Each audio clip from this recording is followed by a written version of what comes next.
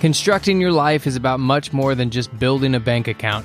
Each week, join real estate entrepreneur and mindset coach Austin Linney as he interviews guests who are constructing their dream lives and impacting the world around them on a daily basis. If you're an entrepreneur or wanting to start a business, or you just want to hear motivating stories of how others have overcome the odds, you are in the right place. And now for your host, Austin Linney. Guys, welcome back to Construct Your Life. This is Austin Linney here. Guys, there's this group of these, they call themselves the Pirates, but every time I meet these dudes, every one of them is so amazing. It started with Chase, then it went to Mark and Angelo Cisco, who's my dude, and just so many great humans. And now we have another one. He might talk about marijuana, guys. Oh my God. Calm down, everybody. Stop being so straight-laced. I actually have a funny story for you that's going to be super interesting that we're going to get into. But Mr. Ryan Sprague, how are you doing, sir? Beautiful, man. So happy to be here. Yeah, it's funny. I just talked to Chase last night. I was just on the phone with Angelo earlier today, and I tagged Mark in the podcast we did earlier. So all those names, I know them very well. There you go. In true Austin Linney fashion, we've been trying to connect for the last couple of weeks. And I said, you know what, let's just do a podcast interview. Let's meet on the podcast. So here we are. So, absolutely, efficient time use. But, what I like to do with my guests is kind of let them start a story where they want to and kind of see where it goes from there. Absolutely. Yeah. It's funny whenever anyone tells me, let's just podcast and do it. I'm like, perfect. You're speaking my language. I noticed that you have two podcasts as well, yep. Right? There's not many of us out there that have two podcasts. And, what's interesting? We just did an episode on takeaways for this first year of our second one. Nice. And I was thinking to myself, man, a year and a half ago, I didn't have any. Now I have two. Now we're talking about a third, Yes. It's so funny, man. A year and a half it's about a year and 9 months now since I started Highly Optimized. Now I have two as well. So I totally feel you, man. For those people that podcasts are fun for, it makes sense. Like just to have more than one, because if you're like me, like you can't fit everything into one. One of the ideas I have, I have many ideas for shows, but one of the ideas I had is that I want to call it Behind the Vault or something, because some of the conversations I have with my friends or my mentors, I'm like, this is the stuff that we should be talking about when everybody's chill, and like, I don't drink anymore because I was an alcoholic, but I always want to create a show called University on the Rocks and get everybody drinking. And that's the actual goal, because what's interesting, I sold wine for 20 years. And what people don't understand is, to sell wine, dude, you got to create a story. You got to have feeling behind it. Like there is actual gyms to get somebody to buy one bottle.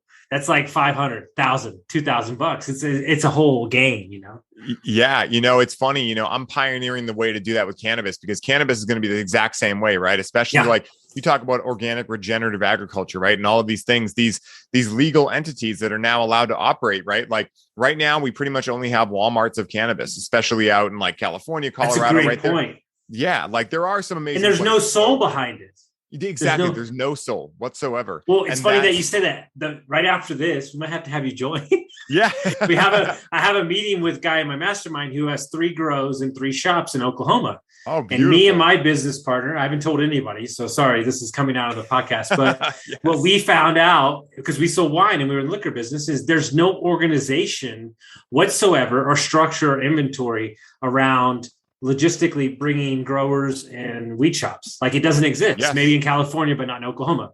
So what we're creating is a logistics shop to connect the grower and the shops with proper product while you use it with proper packaging. So we're really excited about that. Yeah, it's huge, man. And to pardon the pun, but it's a budding industry, right? Like it's getting more and more huge. In the same way that craft beer took over, craft cannabis is going to take over for anyone who actually cares about their health and actually cares about what this medicine is truly meant to be, which is a mirroring type plant medicine, right? And what I mean by that is it actually shows you what's going on behind the scenes of your life, and it can allow you to become aware of so many more things that your brain, your mindset, right? Your mind typically hides from you, because we have the ego, we have the inner critic, we have all of these types of things that protect us, quote unquote, right? From feeling our feelings, especially as men, right?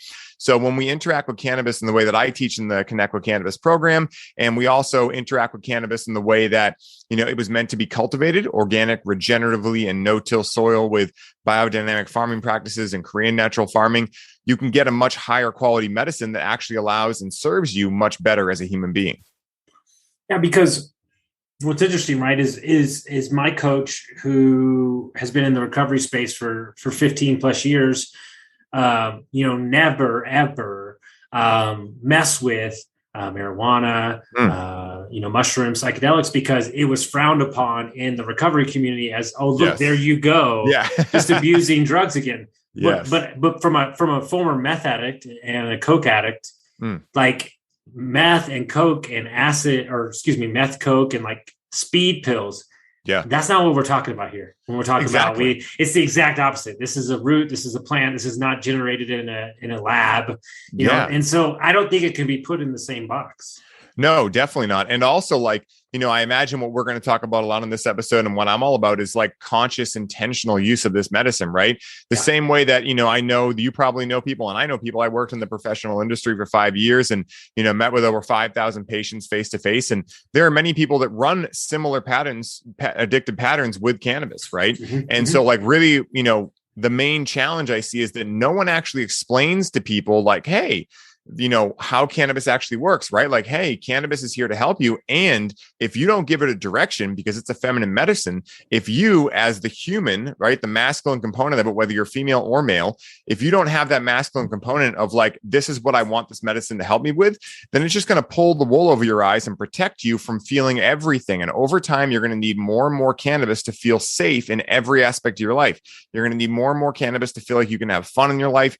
You're going to need cannabis all the time, because cannabis becomes your mother, right? So it's the same way as someone who can't move out of their mom's house or something like that, where eventually, this unconscious use is going to come back to bite you in the ass, because you're going to quote unquote need cannabis to live your life. And so, yes, it might not be a speed pill or something that could harm you, right? Cannabis luckily is a plant, it's organic, all of these kind of things. But at the same time, you can definitely still bring forth some of those patterns. And the main challenge I see with people is that they've just never heard that, right? Like no one wants to be addicted to something, right? No one wants to have to rely on something. But at the end of the day, cannabis is pretty much the black sheep of the plant medicine family. You can go online and look up a lot of research with psilocybin. You can go to a jungle and, meet with some native elders and talk about a dieta for ayahuasca. But really, there's no user manual for cannabis. And so what I've created with my business partner is the long lost user manual for cannabis. Like, hey, this is the patterns to look out for. This is how you can use this as a tool in so many different ways. And now the new thing we're so excited about is actually certifying coaches to work with this medicine, right? To work in the system that we have developed, because it's booming, right? If you're a coach, right, you're going to have clients that are using it, right? If you're an entrepreneur, you're going to want to find ideas from within, right? You can only copy other people's ideas for so long. And that creativity mechanism is so big in an entrepreneur's life.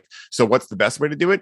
Find a way to tap into the infinite source of wisdom within. You don't always need cannabis to get you there, but it can be a great reminder of how to get there when you're feeling stuck. And so like for artists, right, they have to access that creative space, that feminine energy. And so cannabis being a feminine plant can put you right into that creative flow. It can be a great reminder, because let's face it, life is busy. There's a lot of things going on. Yes, if I could meditate for 5 hours in the woods every day, probably wouldn't need cannabis. But I have 2 podcasts. I have a business I run. I live in Boston, right? It's a big city and a busy city. And I have a lot of things going on. So sometimes I can't just turn it on like that. And cannabis can really help with that. And it will allow me to remember like, oh, this is how I can get there. Okay, cool. And then the next day I wake up, I don't need to necessarily interact with cannabis, because I've set myself up for success the night before or that weekend when I've interacted. And now these days, I don't interact with cannabis all too often. I used to every single day. Now I don't need to, right? There are times where I'll go into a creative spin where I might interact with cannabis for 7 days in a row. Then I might not touch it for another month after, right? So it's just about learning how to use this as a tool, like anything else, right? There's one thing that was really prevalent there, and it's subconsciously using it. That's what people don't understand, is that I was not, to be an alcoholic for 20 years, like I wasn't the guy that partied all night. Like that wasn't my thing. Like, but I drank during the day. And what I realized through the work that I've done and my own coaching is that I was subconsciously drinking because there were triggers in my life that were saying, hey, you worked a long day, have a drink, and then you look and you have a drink in your hand. You didn't even know that you poured it, right? And so it's about rebuilding. And what's interesting is like, you know, my coach calls me the rhino, you know, like he's like, dude, you're like bulldozing. Like if somebody like I don't respect, like, but what he said is like, listen, if you were drinking every day for 8 years, he's like, if you're gonna stop, he's like, you gotta figure something out. And so it's really odd. Like I can, and this is back to my younger days, I can do an 8-ball of cocaine and I'm good. Like speed's good. I'm good. Adderall, whatever. I smoke a joint and I am lost. Like I just, you know, but like he said, listen, you got to try something you can't just quit like alcohol cold turkey. So I said, what if I smoke? And so for 30 days, I would smoke when I quit drinking alcohol, and I would smoke at night, and I would listen to music, and I would get all these ideas. And then I got to a point at the 30-day, 40-day, and I was like, what if I just quit all of them? Like, would that work? And then like, boom, I did that. And then it like kind of took off. But I really don't think, I mean, I could have for sure. Like you can do anything you want to, but I really think that softening the blow with marijuana to get sober was kind of was like me calming myself down to kind of like, because it is hard. You know, you look at, and I'll use this example. The more and more I coach people and the more and more I do business consulting, like addiction is not just about drugs and alcohol anymore. Addiction is Netflix, your phone, work. It's a pattern. Investing. Right? It's a pattern. It's not actually addiction. It's a pattern. Yes. That's showing up subconsciously. Yeah. And it's like that old quote, how you do anything is how you do everything, right? So you'll find with people that are interacting with cannabis prevalently, they maybe were an addict of something else in the past, right? And I realize for a lot of people, like they're in a big challenge, right? And I would rather anyone interact with cannabis, even unconsciously, all day, every day, than interact with something like alcohol or tobacco or something like that. Why? Not necessarily because it's the best thing, but because it's the safest thing. Now, once the Walmarts of weed come out and they start putting pesticides and all these things in their flower, who knows what will end up becoming safe? I mean, if we look at tobacco, organic tobacco is actually tests very high in the human body on David Hawkins' scale of consciousness, right? But the problem is that it's been bastardized by the people that are really only caring to make a profit and help people, or really get people addicted rather. And so, you know, there's a slippery slope there, because who knows what quality of medicine these people are interacting with. And there's so much that people do not talk about when it comes to cannabis. If someone is extremely intelligent when it comes to cannabis, most likely they're going to be talking about cannabinoid content, terpene content, flavonoid content, things like that, quantifiable measures, right? Quantifiable science. But the challenge is that they're omitting the whole qualitative side of science, right? What was the energy of that grower who cultivated it, right? Were they coming to work every day broke, worried about how they were going to pay rent? What's the energy of the person who runs the company? Are they trying to pinch pennies to get as much quantity out? This is where you, dude, and I'm cool to go here, but this is where you're starting to get out there. But hear me out. And I'm going to give everybody a lifeline, because I know what you're about to say. This dude's talking. Let me tell you something. Talk to my girlfriend, go on Gaia and watch Water, like Water Remembers, or like Water Has Energy. Yeah. When she showed me that, my whole life changed. Dude, they were playing heavy metal. They were playing classical. That's when I realized that everything has energy. Well, you know, I'm so glad you brought that up, Austin, right? Because I bring this stuff up specifically because I want people to challenge me, right? And then I say, yeah, I get it, right? It's hard. You can't necessarily measure it on a scale. It's really hard and challenging, right? To understand that. Okay, so tell me how many units of love you have for your mother versus your girlfriend, right? They're like, what do you mean? I'm like, well, you can experience love. You know it exists, but you can't measure it on a scale, right? So that's an example of qualitative science. And, you know, really qualitative science for me is where science and spirituality combine, right? Because we take the quantitative science, which is most of the mind, and the qualitative science, which is the feeling body, right? And we know from, you know, if you've ever done programs like Training Camp for the Soul, or what's the other one? It starts with an L. I forget the name of it. Not Lifeline. There's I forget the name of it offhand, but it's a big program that includes a lot of inner child healing and things like that. I remember it off the top of my head, but But yeah, like these things they're becoming more and more popular now. You can look up biogeometry, right? Which is another science that's qualitative in nature. It's measuring energy qualities, right? Not to jump down a super big rabbit hole, but this stuff does exist, right? It's just that we can't see it with our eyes. But the funny thing is that we can only see 4% of visible reality, right? Like that's quantifiable. We can actually say that in scientific studies that we only see 4% of visible reality. So that whole "I'll believe it when I see it" thing, sure, if you want to omit 96% of what's already around us, right? When we interact with psychedelics, what are we seeing? We're not tripping and seeing things that aren't there. We're actually bringing down the consciousness in our body, or switching the chemical makeup of it so we can see what's around us at all times. I mean, consciousness is a psychic substance, right? Like it is a psychedelic in certain ways, right? It puts parameters on our reality because we need to drive cars and things like that. And it wouldn't be conducive to have things, all these patterns and different colors flowing at you when you're trying to drive, right? Like it makes sense. But that's what I always remind people of in my own practice with transformational coaching, with Connect with Cannabis. Like you were saying, right? You'd listen to this, you'd interact with cannabis, you'd listen to music, you'd get these ideas, right? Well, were those ideas coming from here, or were they coming from in there, right? Yeah. Like a lot of times they're aha moments or downloads, right? And it's not something that I actually made in my head. It was something that, boom, got to me. And I was like, oh, okay, cool.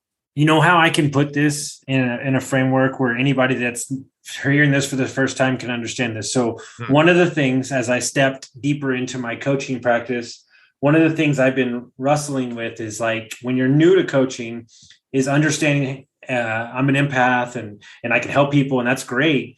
But my attachment to their feelings is actually tearing me apart in the same, kind of, that's why I'm enlifted, right? Like my compassion makes me really great, but it also rips my soul in half, at the same time. Right. Yes. But what's interesting is I said, I need to figure out a way to like deal with my energy or like slow down. And so when I was back in Austin, now we live in Tahoe, I started getting body work from a guy, and so he would do body work in my office.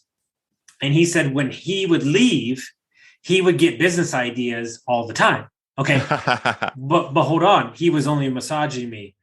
But what happened is that's my office where I do my podcast, where I work, and the plant grows bigger and he's getting business ideas. So there's a flow of energy in the room, and he's collecting it and he's downloading it. Right. And so what's interesting is one of the times when he was massaging me, the business that I'm currently building, my legacy business, it came to me during the massage. I asked him to wait. I got a whiteboard out.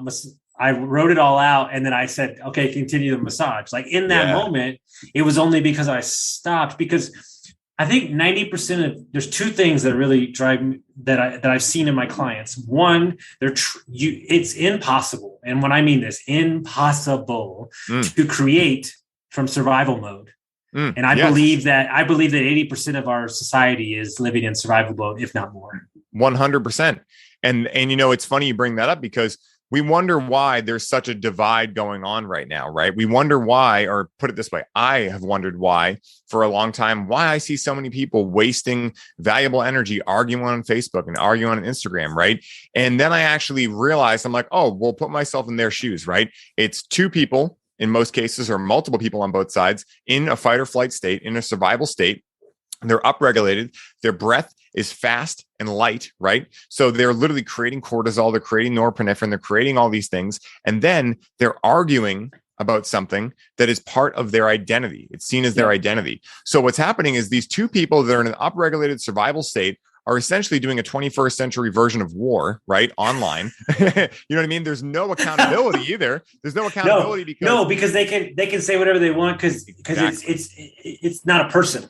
Exactly. Yeah. And so like then they actually expect they're going to change one of these people's minds, right? Both sides think I'm going to win this argument, right? Well, the thing is, even if one side is like quote unquote right, objectively true and right, they're not going to convince that other person, because that other person is in a survival state and their identity is getting triggered, right? So even if that happens, the other side is probably just going to say, fuck you, and go on with their day, right? So that's what I tell people is that, with all of these things happening, right? It's so challenging, and it's such a multifaceted issue, or challenge rather. But this is where for me, the way I interact with cannabis now and the way I teach in the program really helps me, because now I can actually interact with cannabis in a way that's intentionally made to enter me into my parasympathetic nervous system state with a switch, right? Because sometimes, let's face it, when you're in a survival state, say you were just in a traffic jam for an hour and you were late to your appointment or something, sometimes no matter how much work you do, it can be challenging to get out of that at the end of the day, to switch that identity into a husband, into a father, right? Into any of these things. I mean, and not to mention, my buddies talk about this, and I have the same thing. Like my room is right there. Yes. And so like on Mondays I coach, so they're like, I'm in people's life and we're working and we're aggressive and we're soft. And one of my issues is I don't set the intention or listen to some music for 5 minutes to reset my attention to be a hotel runner or a boyfriend. And I think that's part of the issue is you're taking your state, right? Your state, which work is totally different than home, and you're not taking a transition, right? Yeah, absolutely. Angelo has a great word for this, and I love it, and I put it in the program too, which is, what is your recognition ritual, right? Your rituals, right? Rituals is the reason why every religion, every spiritual practice is ritual based, right? Rituals have a huge, huge meaning in the culture of human beings. And when I get home, right, home again, I'm in my house too. So like, I do all my work here, I do my podcasting here. When I'm interacting with cannabis and it's those days, what I will do, usually it's on Fridays and weekends, because it's like the recognition ritual of my week. Hey, my work is done. My masculine identity can be surrendered for a little while, and I can go into either my inner child or my feminine side, right? Mm-hmm. I can paint, I can get into my guitar, I can create music, and just really get recharged for the week ahead. Because it's really challenging from a masculine point of view to relax, because the masculine wants to go, right? It's a great part of our identity, especially as men, but as women too, right? But if we don't have some type of ritual, and it can be anything from breath work to something like cannabis. But for me, when I connect with my partner, Rachel, at the end of a Friday, and we're talking about our week and we're sharing a joint or a bag off the volcano, it's amazing, because any problem, quote unquote, we have now we see as an opportunity, and we laugh about it, right? We laugh at the devil and he runs away, as Mark England says, right? So dude, I'm not gonna lie to you. Like I am like, and I don't get shocked often. Like, me stepping into this and meeting you, like, not that I didn't know you were a businessman, not that I didn't know that you ran podcasts, but I didn't expect you to be as aggressive, manly. Like I didn't feel it, but I also like, you know what I'm saying? Cause like, you think like, he's long hair, he's supposed to be, so like, you know what I'm saying? But what's interesting is I get the same thing about me. Like my girlfriend, like people see me on Instagram, they see me and then like, they think that like, I'm always here. And she's like, you don't even understand. Like, he's actually pretty fucking chill. And like, kind of a little, she calls me a little bitch. She's like, he's kind of a little, like he's a little sensitive, like that's a good partner right there. She's the kind of hard. She's like, you're such a baby, right?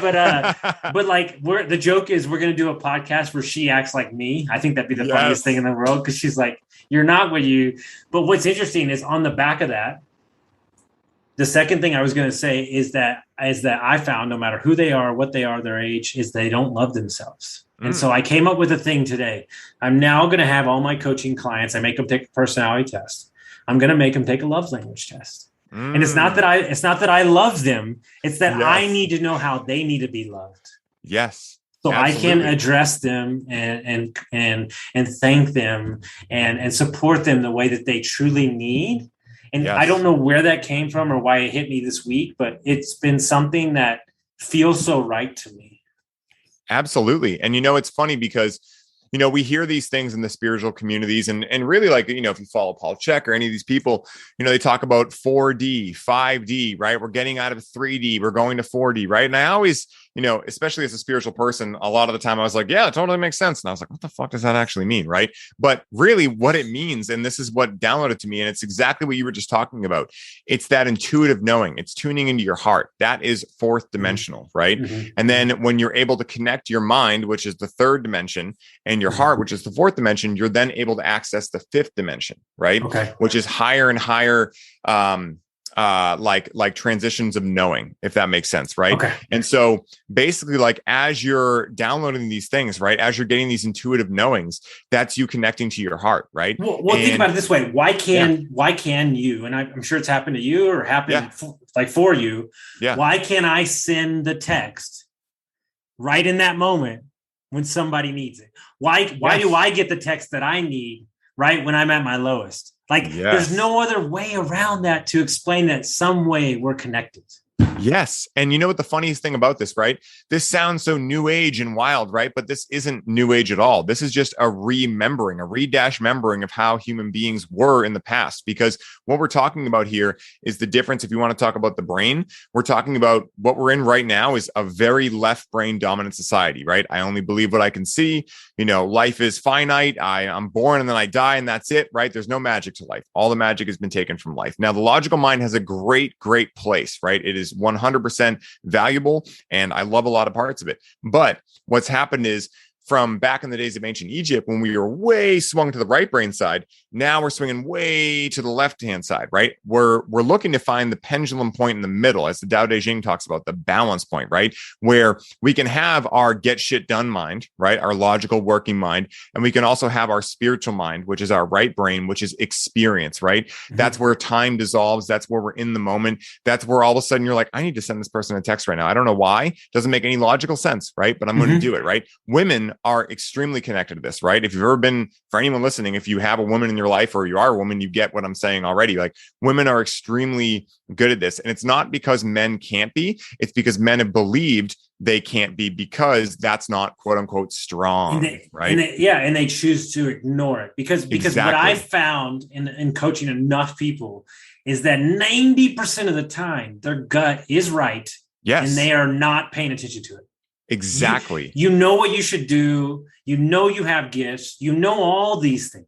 Yes. And what I'm doing by sending the text or giving you the support is I'm just lifting you over that hump of fear where you believe it just for a second. And then what happens is it shifts the whole universe for you and opens it up. You are their permission slip.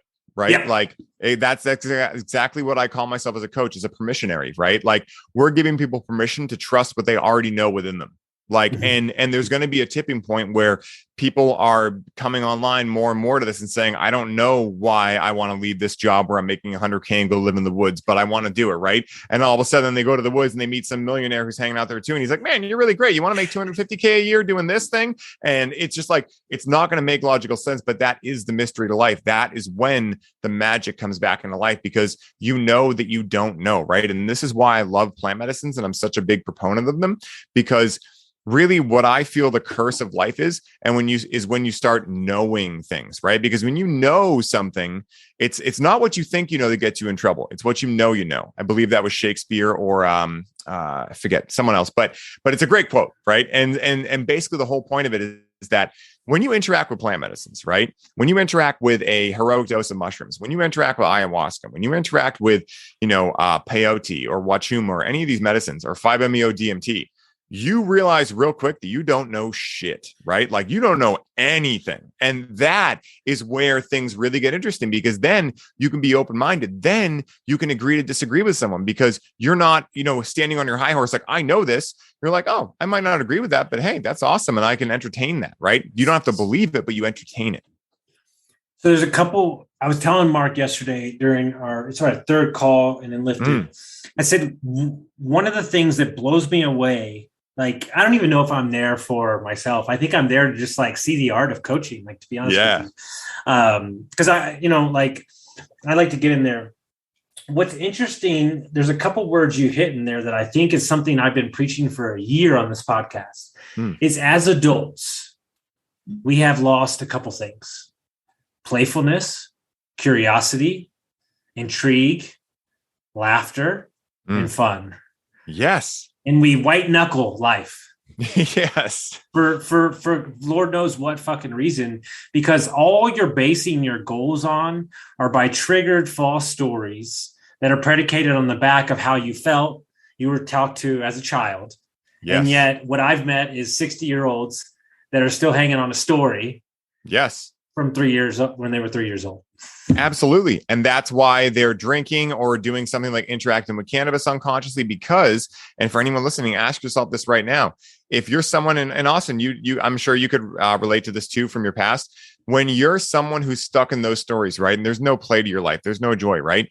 Why do you look forward to the weekend? Because then you can drink, and unconsciously that's a permission slip to be fun again, right? To act like a kid, to do stupid things, right? Like all these things are why. But what I teach people how to do with Connect with Cannabis and in my transformational coaching is how to be able to access it at all times, right? So then your vacations can actually be a celebration, right? And by vacation, I mean your weekends, right? Your time off, your time with your family, right? They can be celebrations rather than an escape mechanism from your overburdened life, right? Because you're taking yourself too seriously. That's why I tell people, I'm like, listen, no one's getting out of this alive, right? Like, I've had a crazy week, and my girlfriend was like, you don't have shoes on now, motherfucker. You're working. Like, she's like, you don't have shoes. You're in your office. Like, lighten the fuck up. Stop taking yourself so seriously, right? Like, no one gets out alive anyway. Like, he's over there. Like, the other day, I spoke to somebody in Spain, Portugal, New York, Kansas City, and Australia in the same day. And she was like, that's your life. Like, how cool is that? You know, because we have to even remind ourselves. But on the back of what you were saying, and I'm going to ask you a question in a minute that's going to be mainly selfish for me. Yeah, I'm excited. One of my theories, because I'm in real estate, one of my theories are I meet 1,050,000-year-olds who want to get into real estate. For 3 years, they've been sitting on the sidelines. They've been learning. They've been reading everything. Then I meet a 23-year-old, 21-year-old that has 800 units. Or 20 properties. You know why? Because he's just dumb enough to not know any better.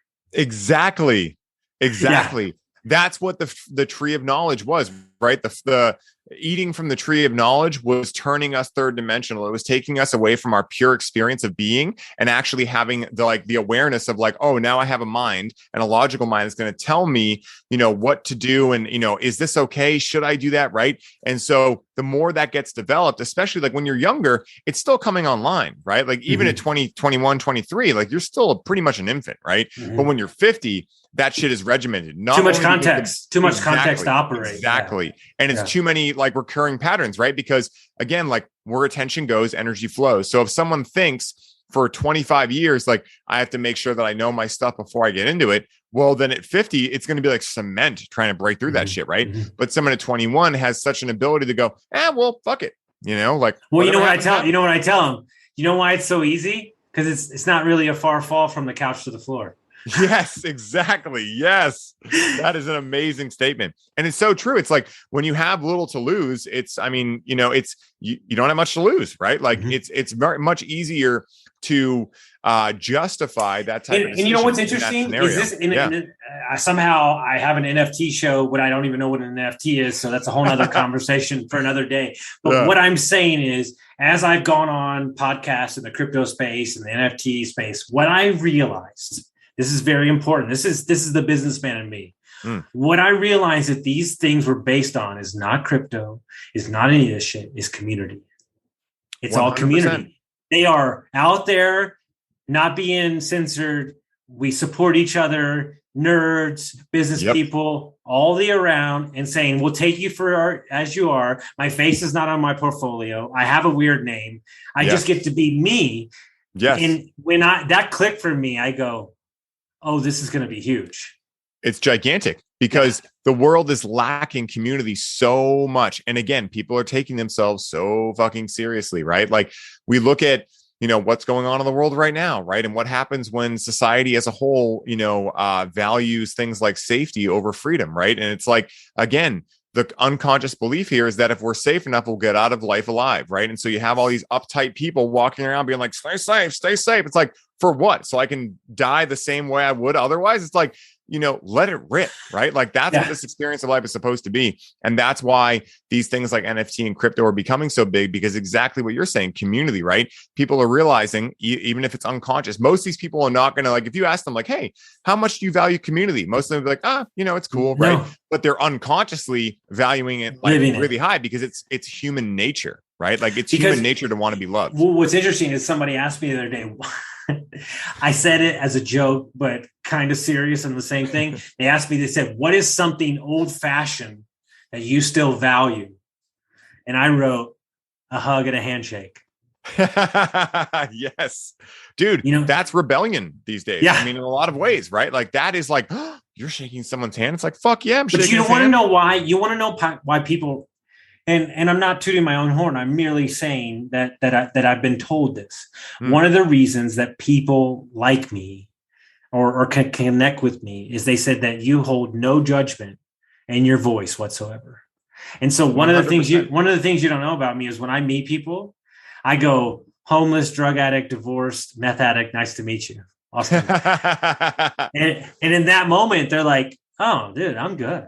They're like, Yeah. I can share my. This is why we had this podcast. I want you to show housewife, business person, billionaire. I've had a billionaire on. Mm-hmm.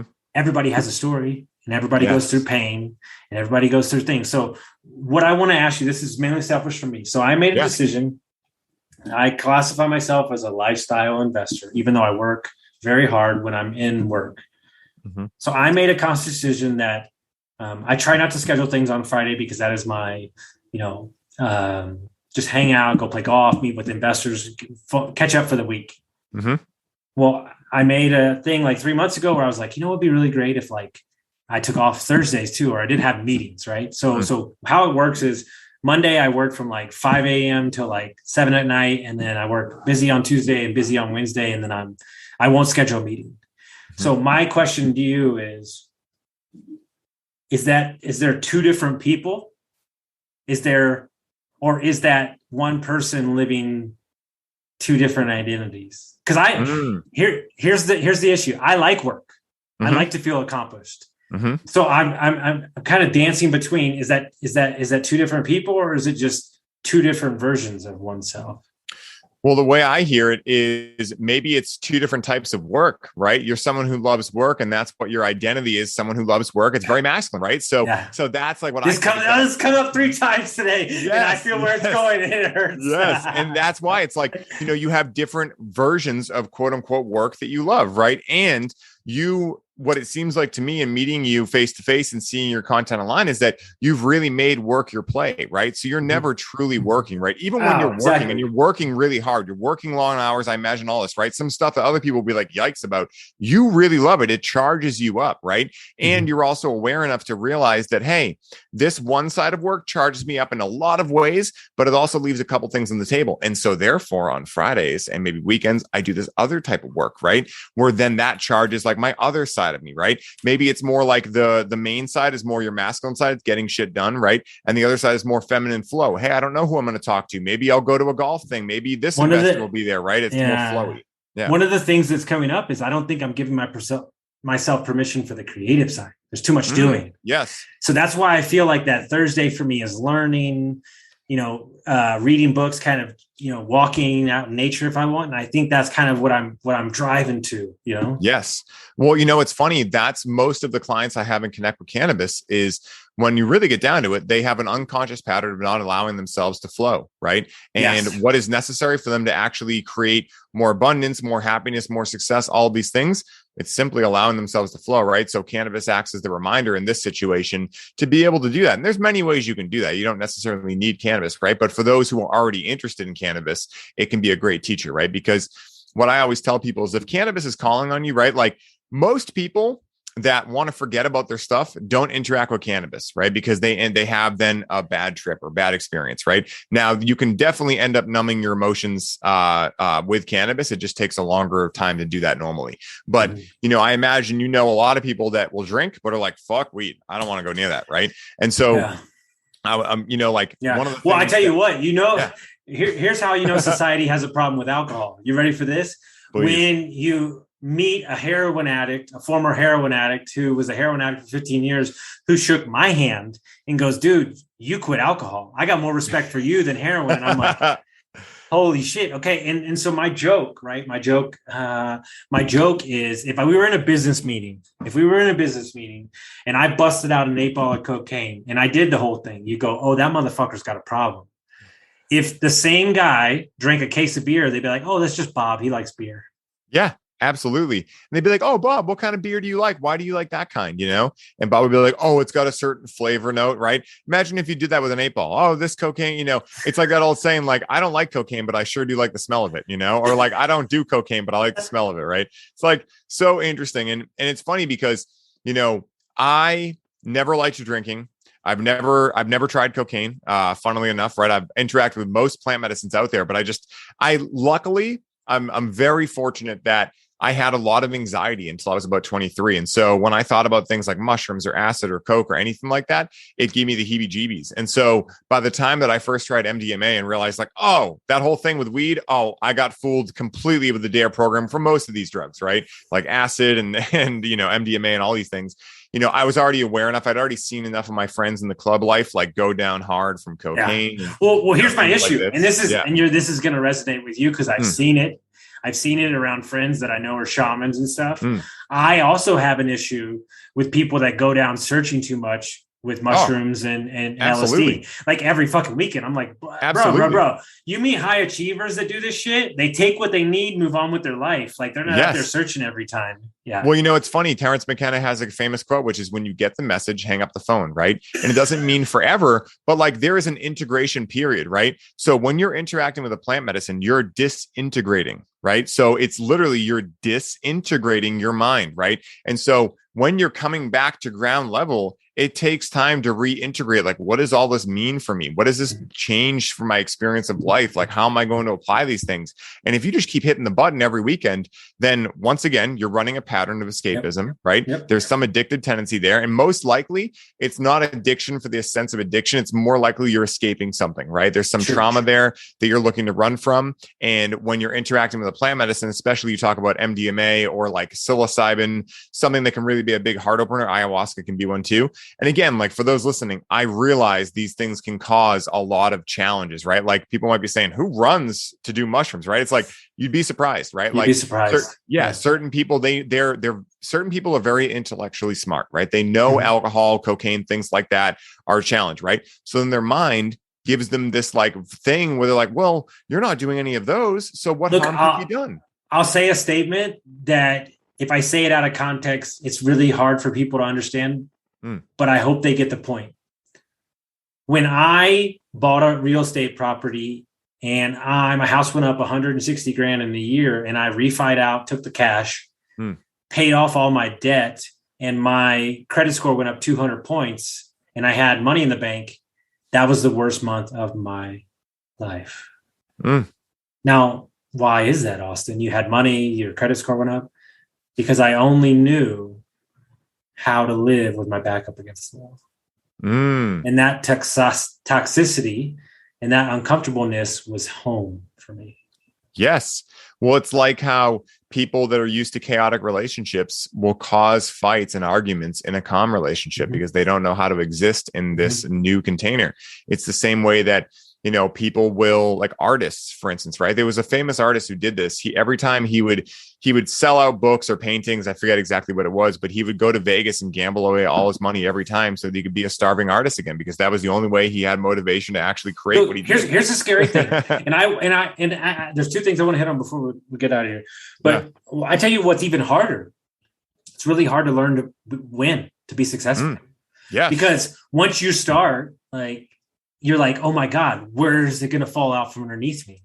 That's what I'm, like my business has taken off since like, late spring. And, if I was my old self, I'd be sitting here going, when's the shoe going to drop? When's the shoe going to drop? Self-sabotage. But instead it's coming from every way. Abundance is in spades, Well, that's why we do the mindset work and the heart set work, right? It's so we can actually accept and be excited about what's coming to us, right? Because a lot of times, like, what is being sober, right? Like, this is what I ask a lot of people that interact with cannabis daily, because I used to be one of them. I get it. And there's no judgment here. It's just, for certain people, like if you have cancer, interact with cannabis daily if you're doing holistic methods, right? But there's a certain point where, like, again, you get home and the joint's in your hand, you're like, I didn't even remember rolling this, right? So I asked them, like, what is it about being sober that scares you so much, right? And a lot of times the answer I get is it's how good I feel. It's how energized I feel. It's how like on point I feel. I don't know how to handle that, right? And so it's almost like a reintegration once again of like what life is meant to feel like, right? I mean, like bliss, right? Like that's why so many people don't go up the scale in David Hawkins' consciousness level, right? Because they self-sabotage themselves to stay in their comfort zone, right? Like everything great lives outside of your comfort zone. All these sayings, but it's like, you don't actually know it until you experience it, right? That's the perfect example of the 3D versus the 4D, right? It's so hard to actually like sit into these things when you're experiencing them. And that's why it helps to understand breath work and meditation and like work with someone like you or I, where we know these things and we can help someone actually sit into these things and feel them and accept and feel safe in their own body and their own experience. Yeah, because at the end of the day, it's, I actually think that it's like, I was telling my client the other day, like I had a call at 5 a.m. We're now on a coaching call at 6 o'clock. I've done 10 today. Why am I just as charged up as I was? Because I know where I don't need drugs and alcohol to get me high anymore.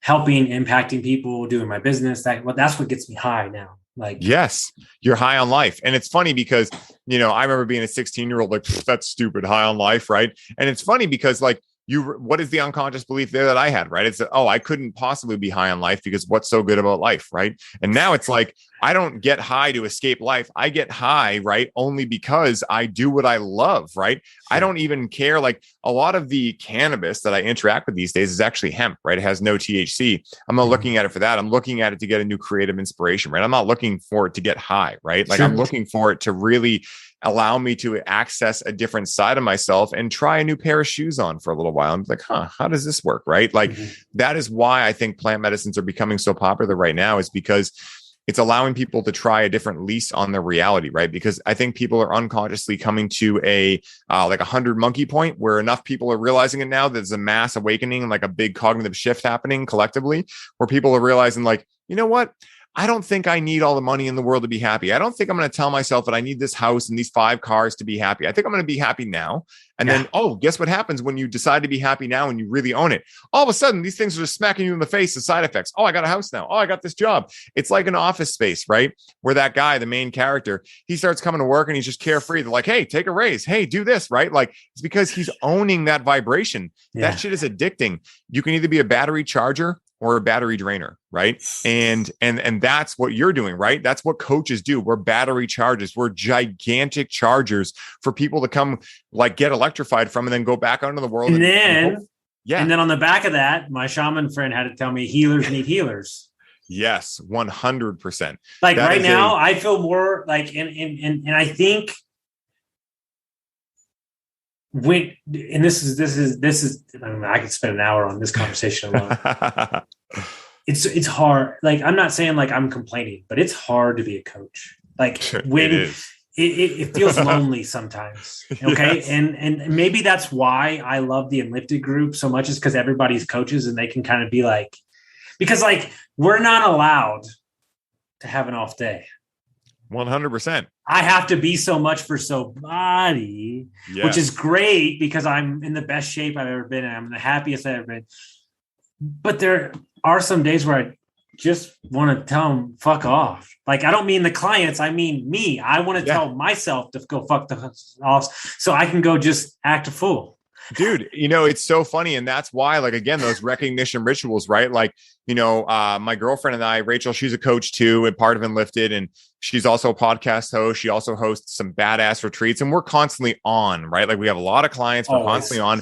And so that's what cannabis has become for us. It's become like our designated time. It's not even about the cannabis. It's about the designated time where we know we're going to be complete goofballs. And then we're going to play some Can Jam. We're going to play some Uno. We're going to listen to music. We're going to practice dancing. We're going to play guitar together. We're going to just do things that allow us to remember like, oh, don't take ourselves too seriously. But it's so funny you mentioned that, because and what it immediately makes me think of is like, it's like we're Jedi. And imagine telling Luke Skywalker, or imagine Luke Skywalker saying, hey, I can't fight Darth Vader today. I just want to watch a rom-com, It's not going to happen, Dude, and here's the deal is that for me, I'm more beholden to somebody else than I am myself. So for me, the massage, the body work is not an option anymore. Like it's not an option. If I want to be the coach that I want to be, because let me tell you something, especially with some people I deal with that have drug problems or they want to get divorced. Like I can't be off my game if they're having that moment where it's that big thing. So it's really become this thing of like, when it's my time to kind of like shut it down, I really just need to shut it down. Yes. Because so I can show up, because I'm really good when the spotlight comes on. Yes. And so like, that's okay. But like, sometimes it's like, I really just want to like, and I would never say that. I would never actually do this because I'll never drink again. Yeah. But like some days, man, you kind of just want to go get fucking weird. Like, Yeah. like 10 o'clock on a Tuesday, like, fuck this shit. I don't want to do it. Dude, 100%, Yeah. And the cool thing is that like what plant medicines have opened up for me, like a lot is that, back in the day, I used them as an escape, when I was in my late teens and whatever, and I didn't know what I was doing, but I was just doing it unconsciously. And then when I started to actually train in the mystery schools and, train with shamans and, learn from Paul Chek and work with him one-on-one and all of these types of things, I started realizing like, oh, these things are meant to help you remember. Like a kid, for instance, right? They don't need to take acid because they're on an acid trip all the time, right? Yeah. So the reason, like, again, like all that a drug is doing, all that a plant medicine is doing, right? All that alcohol even is doing is changing your own physiology. It's essentially a permission slip that you're putting in your body to change the chemical makeup of your body, of your neurotransmitters and all these things. So if you know that, it's like, oh, drugs aren't actually what's messing you up. It's actually your body going, oh, we can do this now. So we do a different thing, right? Mm-hmm. So therefore you can hack your physiology and get to those states through breath work, through meditating, through doing what you love, through word magic. I mean, look what Enlifted does, right? Like, I don't know if you can see, but I have Post-it notes all over my room that say different things to me, and they're spells, right? So if I'm feeling a little off, I'll look at that one right in front of me. I am loving my life, right? My podcast gets 15,000 downloads per week, right? And I'm like, oh yeah, of course. Boom. And I can own that. And then I get silly again. And I remember not to take myself too seriously. And I get right back into the flow, vacation vibration, and I'm on, but I'm also able to not take myself too seriously. And that's one of the things that I try to get across the board is like the fact that you think that I want to do this all the time, you're sadly mistaken. Like, yes, that's not the thing. The thing is that I am aware enough and done enough work where I can do it even when I don't want to. And that for me is every time I level up and get better. Because what's interesting is, Mark was talking yesterday. He did like said a statement like, I learn. It's 2 words. And those 2 words like stuck with me. And then the next one was like, I live. And I'm like, that's 4 words. It's 4 words. But I feel so much power behind those 4 words. And I said to myself, if you say that to yourself, 10, 15 times a day, the power behind those 4, I think the more and more I do their certification, the more and more I talk to guys like you, I think that we as adults and just society in general are just complicating everything. It's very simple. 100%. That is decision fatigue and complicating everything. That's the problem. It's so funny you bring that up because I tell people all the time, I said the hardest part about life is dumbing yourself down enough to realize how simple life really is meant to be. Like I think of it like this, right? We have our mind, body, and spirit. And unfortunately / fortunately, right? Because I do believe everything happens for us. Our mind has been going to the gym and deadlifting since we were 6 years old, right? AKA school, right? So we've been learning what to learn, but we never learned how to learn. And so now we're super smart. We know all these ridiculous random things like calculus and geometry and all this stuff. And now we have to figure out intention, right? I'm like, okay, intention. It's got to be the super complicated thing. It's like, nope. You just tell yourself how you want to feel and then you go do it. It's like, well, no. It can't be that simple. Like, it's like, got to be different. It's like, nope, it's literally that simple. It's like, these are the things that once again, plant medicines have helped me so much because a lot of times you're running all this malware, right? All these programs that were put into you by people that were most likely trying their best, but they had these patterns put onto them by someone who put it onto them by someone, right? And so the funny thing is that, in these types of states, when you're interacting with plant medicines, you can almost put those patterns to bed while they're still in there, right? So before you've actually pulled the roots and done all the work, you can put them to bed and get a peek at what people are talking about when they say intention is easy and all these things, right? And so that can be the cognitive shift that a lot of people need to be able to actually know what they're working for and what they're working towards and actually give them a bump, right? So it's like, you keep telling someone intention's easy, right? And you can create your reality. If they're really left brain, they're like, what are you talking about? You give them a heroic dose of mushrooms in a safe container, of course, and everything like this. And they're like, oh, I felt it. I can't explain it, but I felt it. Okay, now I know it's possible, right? So a lot of it is just realizing that like, You can create anything in life, and you just have to believe it's possible. But the problem is that, or the challenge becomes that a lot of people know things. And so when you know things, other things are not possible. So again, I know that I don't know, right? The best quote that I've ever heard is, wise is the man who knows he does not know. Because when you don't know anything, all of life becomes fun again. All of life becomes a mystery. That's why kids have so much fun, because they realize unconsciously they don't know anything. And that's the beauty of life. We're not here to know anything. We're here to have an experience, period. I love that. It's amazing. So people want to find out about your program, your podcast. How would they do that? Yeah. So find me on Instagram at The Real Ryan Sprague, Sprague, and at highly.optimized. That's the business Instagram. I have 2 podcasts, the Highly Optimized podcast and This One Time on Psychedelics. Highly Optimized is all about showcasing people's journeys and the paths that they've taken to get there, people that are paving their own paths. And then This One Time on Psychedelics, we jump down a ton of rabbit holes, all about plant medicines, how people have integrated these plant medicine experiences into their lives, what they've built as a result of them, biogeometry, consciousness, the nature of reality, all of this fun stuff. And then if you want to find out more about the program as well, hop into the link tree, and there's a website on there that will take you right to connectwithcannabis.co. And if anyone's interested, hop on a discovery call with me and allow me to show you exactly what we do in the program before you ever sign up, because we want to make sure that you're a right fit for the program too. We want to make sure that both of us qualify each other. You qualify me and I qualify you as well. So that's where you can find me. I love it. Guys, if your mind got expanded like mine, make sure you send it to somebody that'll get some value from this. Share it with a friend, and we'll see you next time.